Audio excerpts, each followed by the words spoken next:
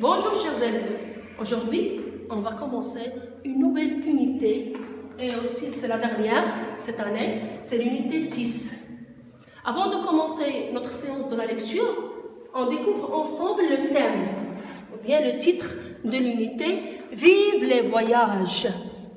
Vive les voyages, c'est une phrase, c'est quel type de phrase? Il se termine par un point d'exclamation qui ne contient pas.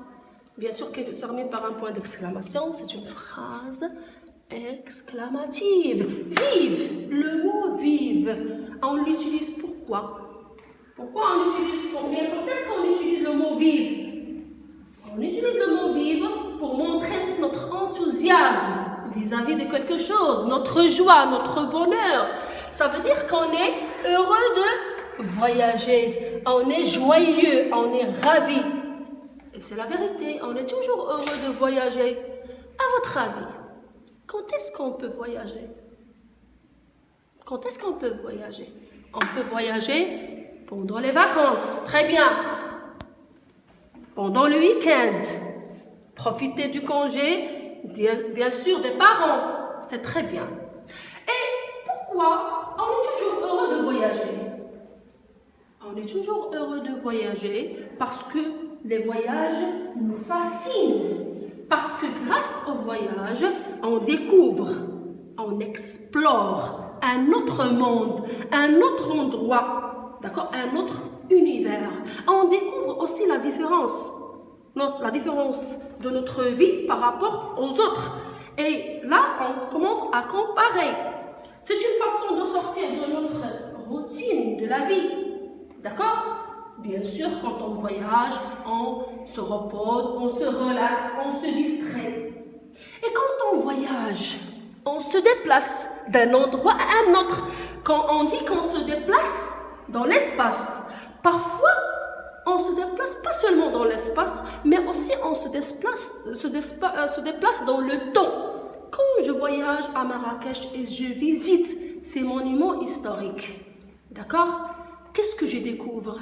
Je découvre les monuments ou bien les vestiges que les anciens habitants du Maroc nous ont laissés. On découvre leur vie, on découvre leur mode de vie. Ça nous aide à rêver, à imaginer comment ils ont vécu.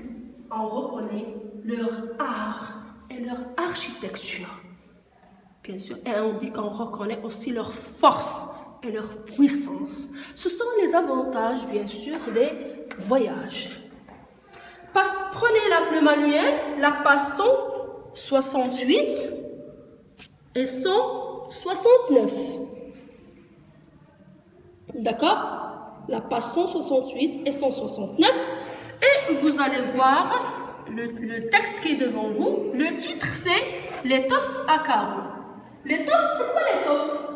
L'étoffe, c'est un morceau de tissu qu'on utilise pour l'habillement et aussi pour l'ameublement, pour coudre les habits et pour préparer quelque chose pour les meubles. D'accord? Alors, qu'est-ce que vous voyez dans l'illustration? Il s'agit de quoi ici? Il s'agit d'un oiseau. Très bien, c'est une sorte d'oiseau. Très bien. Alors, comment appelle-t-on ce genre d'oiseau? Comment appelle-t-on ce genre d'oiseau? Il s'agit d'une oie. La femelle, c'est l'oie. Le mâle, c'est le jare. Alors, ici, on voit un petit garçon. Un petit garçon qui a une petite taille. Il paraît que la taille de l'oiseau est plus grande que le petit garçon. Et qu'est-ce qu'il fait? Il s'envole. Il s'envole sur le dos du jare. Peut-être qu'il revient chez lui. Peut-être qu'il voyage, puisqu'on est dans le thème du voyage. Peut-être qu'il voyage. On ne sait pas. C'est ce qu'on va découvrir dans notre texte. Alors, avant, bien sûr, on essaye de découvrir ensemble. Le titre, c'est l'étoffe à carreaux. L'auteur, c'est Selma, bien sûr, Lagerlof. L'auteur, l'écrivain, c'est Selma Lagerlof. Et la source, c'est le merveilleux voyage de Neil Holgersson à travers la Suède. Si vous faites une petite recherche concernant Selma Lagerlöf, vous devez savoir que c'est une auteure suédoise qui est née en Suède le 20 novembre 1858 et morte le 16 mars 1940. Son œuvre, ou bien son roman le plus reconnu, le plus connu, c'est le merveilleux voyage de Neil Holgersson à travers la Suède. C'est cette œuvre-là, et grâce à cette œuvre-là, elle a reçu le prix, ou bien le prix de Nobel de la littérature en 1909. C'est une petite biographie de notre auteur d'aujourd'hui et aussi une notion de la source. Vous fermez les manuels et vous suivez avec moi. Je vais lire le texte, mais les manuels doivent être fermés. D'accord? L'étoffe à carreaux. Neil est un garçon de 14 ans, farceur et méchant. Il aime particulièrement persécuter les animaux, tels que les oies. Un dimanche, il rencontre une petite créature qui, pour le punir, le rétrécit et lui donne la capacité de parler avec les animaux. Au même moment, un jarre mâle de l'oie de la ferme décide d'accompagner un groupe d'oies sauvages dans leur voyage à travers la Suède. Dans sa tentative pour le retenir, Neil s'envole avec lui. Neil avait la tête qui tournait et lui les idées embrouillées pendant un bon bout de temps.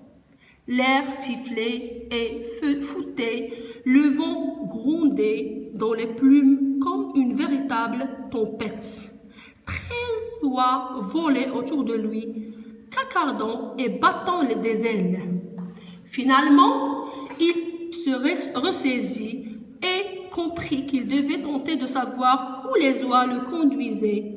Mais il n'avait pas le courage de regarder vers le bas. Cela lui donnait le vertige. Les oies sauvages ne volaient cependant pas très haut, car sinon leur nouveau compagnon de route aurait eu du mal à respirer. À cause de lui, elles volaient aussi moins vite que d'habitude. Enfin, le garçon s'obligea à jeter un coup d'œil vers la terre. Il vit alors comme une immense nappe étendue sur lui, divisée en d'innombrables carreaux, grands et petits. Tout n'était qu'angle et bord droit. Rien n'était rond ni courbe. Qu'est-ce que donc cette grande étoffe à carreaux? Dit-il sans attendre à une réponse. Mais les oies sauvages crièrent aussitôt. Des champs et des prés, des champs et des prés. Ils traversaient la plaine de Scanie. Les carreaux verts tendres étaient les champs de seigle ensemencés. L'automne précédent est devenu vert. Alors là, les verts sous la neige. Les gris jaunâtres étaient les chaumes, les bruns des champs de trèfle et les noirs des champs de betteraves ou bien de terre en friche. Il y avait aussi quelques carreaux foncés avec du gris au centre. C'étaient des fermes et les carreaux verdoyants des jardins. Le garçon ne put s'empêcher de rire en contemplant ce véritable quadrillage. Mais quand les oies l'entendirent rire, ils crièrent, comme sur un ton de reproche. « T'es riche et fertile, t'es riche et fertile !» Le garçon avait déjà repris son sérieux. « Comment peux-tu rire encore, toi, à qui vient d'arriver ce qui peut arriver de pire à un être humain ?» pensa-t-il. Mais il n'était pas de ceux qui restent graves très longtemps. Il commençait à s'habituer au vol et à la vitesse. et n'étant plus obligé de penser seulement à son équilibre sur le dos du jar, il put remarquer à quel point l'air était rempli de vols d'oiseaux en route vers le nord, qui tous criaient et s'appelaient entre eux. Alors, comme ça, vous avez traversé aujourd'hui, criaient certains. Oui, répondaient les oies. En ce printemps, qu'est-ce qu'il donne? Pas une feuille sur les arbres et l'eau des lacs est glaciale. D'accord? Alors, on a découvert ensemble le texte. D'accord? Alors, d'après cette lecture, quel est le personnage principal? Alors, quel est le personnage principal dans ce texte? Le personnage principal dans ce texte, c'est Nil. D'accord? Alors, comment est-il? Comment est Nil? Nil, bien sûr, c'est un jeune garçon de 14 ans. Comment il est? Il est farceur et méchant. Farceur, ça veut dire... Qu'est-ce que ça veut dire farceur? Ça veut dire qu'il aime faire des farces, des pièges. Bien sûr, on fait des pièges soit pour jouer avec l'autre, soit pour rigoler, ou bien parfois pour se moquer des autres. Mais lui, c'est un jeune garçon farceur et méchant. Pourquoi on dit qu'il est méchant? Parce qu'il aime persécuter. Ça veut dire harceler. D'accord? Torturer les animaux. D'accord? Alors, est-ce qu'il voyage seul? Alors, ou bien, que fait-il? Que fait le petit garçon? Le petit garçon voyage. Est-ce qu'il voyage en utilisant le train, la voiture ou bien l'avion? Non, il voyage sur le dos, bien sûr, d'un jar. D'accord? Alors, maintenant, je vais relire encore une autre fois le texte. D'accord? Pour essayer de vous poser quelques questions concernant bien quelques questions de compréhension. L'étoffe à carreaux. Nil est un garçon de 14 ans, farceur et méchant. Il est particulièrement persécuté. Persécuté, ça veut dire harceler et bien sûr torturer. Ça veut dire qu'il ne se comporte pas bien avec les animaux, tels que les oies. Un dimanche, il rencontre une petite créature qui, pour le punir, le rétrécit et lui donne... Le rétrécit, ça veut dire le diminue sa taille. Diminue sa taille, le rend plus petit. D'une autre façon, on peut dire que cette créature le transforme en nain.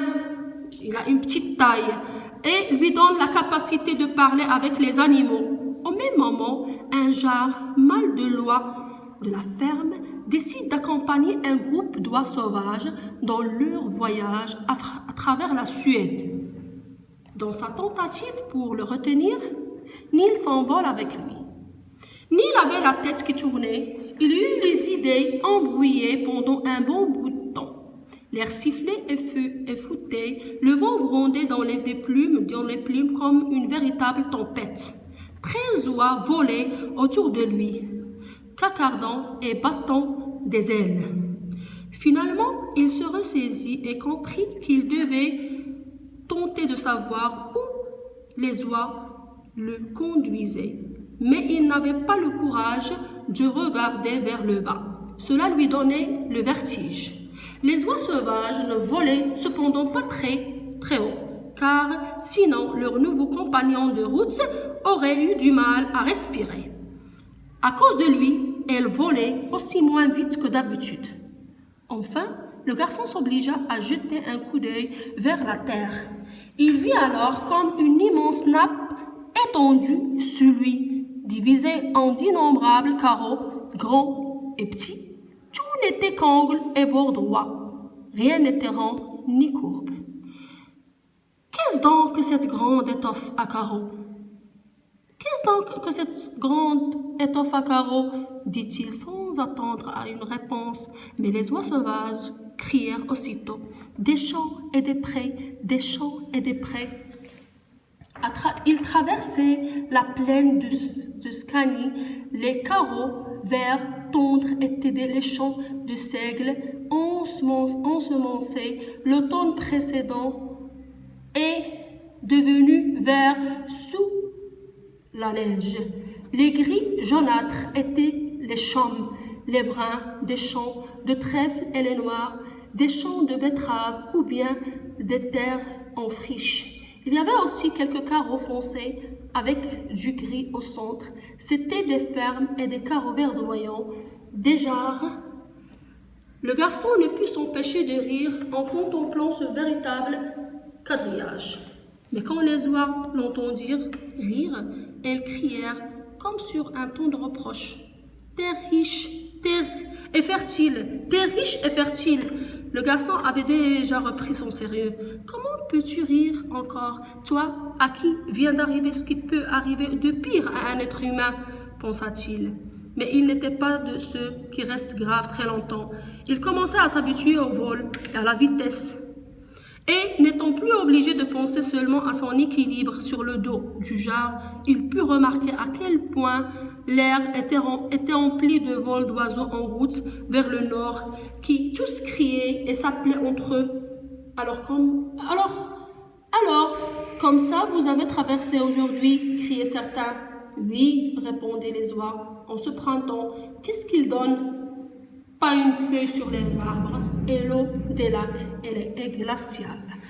Alors, si vous pouvez remarquer, le texte ici raconte une histoire. Et comment appelle-t-on le texte qui sert à raconter une histoire? Le texte où il y a un narrateur qui raconte, c'est un texte, bien sûr, narratif. Le type de ce texte, c'est un texte narratif. Pourquoi narratif?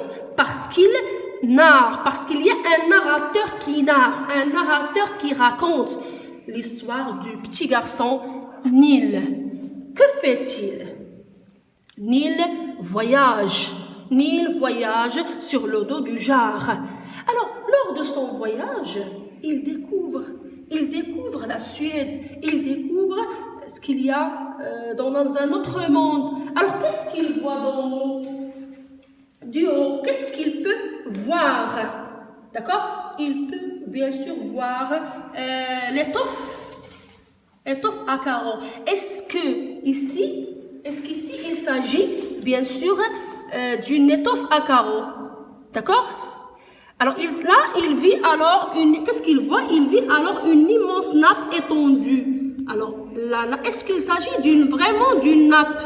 Vous connaissez que la nappe, c'est une couverture qu'on utilise pour couvrir les tables. Est-ce qu'ici il s'agit d'une nappe? Bien sûr que c'est non. Ici, il y a la comparaison. D'accord? Il compare les morceaux ou bien les espaces de la terre qui est cultivée par une nappe ou bien par une étoffe. D'accord? Une étoffe à carreaux. Et que représentent les carreaux? D'accord? Il a posé la question, qu'est-ce donc que cette grande étoffe à carreaux? Alors, l'étoffe à carreaux, ce sont les champs et les prés. Qui a donné cette réponse? Qui lui a répondu? Ce sont les oies, bien sûr, qui ont répondu. D'accord? Ce sont les oies. Alors, que reprochent les oies, bien sûr, aux jeunes garçons? Que reprochent les oies aux jeunes garçons? Les oies reprochent aux jeunes garçons de rire. Il a commencé à rire en contemplant ce véritable quadrillage. Mais les oies n'ont pas aimé son geste, n'ont pas aimé sa réaction, et c'est pourquoi qu'ils ont répondu « Terre riche et fertile, terre riche et fertile ». On a déjà vu le mot fertile, ça veut dire c'est une terre qui produit, qui est riche et qui donne, qui produit. D'accord? Pour eux, la terre, ou bien le jeune garçon ne doit pas se moquer, bien sûr, de la terre. Alors, d'après ce texte, on a vu le voyage de Nil à travers, bien sûr, la Suède. Et au début, ou bien avant tout, le jeune garçon, c'est un garçon on commence la description. Alors ici, l'auteur décrit comment est le jeune garçon. C'est un jeune garçon de 14 ans. C'est un farceur et méchant. Il, bien sûr, persécute les animaux tels que les oies. Il maltraite, il harcèle les animaux. C'est quoi qu'un dimanche, il rencontre une petite créature qui le punit. Comment le punit-elle? Elle le punit en le rétrécissant, ou bien en le transformant, en diminuant sa forme, sa taille, et en lui rendant plus petit que d'habitude. Mais par coïncidence, bien sûr, il accompagne son jarre, ou bien, d'accord, son jarre, qui veut voyager avec les autres oies à travers le Suède. Et c'est pourquoi qu'il part en voyage. D'accord? Mais là, dans ce voyage, il découvre un autre monde et aussi il découvre comment il doit respecter les autres. Et en particulier, comment il doit respecter les animaux. D'accord? Alors, il a découvert que ce n'est pas seulement son groupe de jarres qui voyage, mais plusieurs groupes qui voyagent. Et on sait bien que, bien sûr, les oiseaux voyagent de temps à travers les saisons, ou bien avec les saisons, ils voyagent, ou bien ils se déplacent des endroits froids vers les endroits qui sont plus chauds. D'accord? Alors, avant de vous laisser, je vous demande de bien lire le texte. Alors, bien lire le texte, je ne demande pas de lire à la fois tout le texte, mais de paragraphe en paragraphe. Et c'est un texte qui raconte une histoire, c'est un texte narratif, d'accord? Et bien sûr, il y a, comme vous l'avez remarqué, il y a une petite description. Ici, on décrit comment est le garçon. Ici, au milieu, on décrit qu'est-ce que voit le garçon, comme au début, qu'est-ce qu'il ressent, comment est-il, et qu'est-ce qu'il voit d'en haut, comment, bien sûr, il voit la terre d'en haut. Il y a aussi la description dans ce texte. Avant de vous laisser, bien sûr, je vous demande, bien sûr, de prendre les cahiers de lecture pour, bien sûr, écrire la fiche de la lecture, le titre, l'auteur, on a donné aussi la biographie de l'auteur, l'ouvrage, le roman d'où on a bien sûr pris le texte, d'où on a extrait bien sûr le texte, ou bien on l'appelle aussi la source. Déjà on a déjà mentionné l'ouvrage. Les personnages, le personnage principal c'est Neil, mais il y a aussi le jarre qui l'accompagne et les autres oies sauvages. Le type de texte c'est narratif. Et bien sûr, le genre, automatiquement, c'est un texte qui fait parler les animaux, un texte de voyage. Bien sûr, on ne peut pas trouver dans la réalité qu'un jeune garçon voyage avec, bien sûr, des oies. Et il y a des animaux qui parlent. Il s'agit d'un conte. Essayez de, bien sûr, écrire la fiche de la lecture sur vos cahiers de lecture.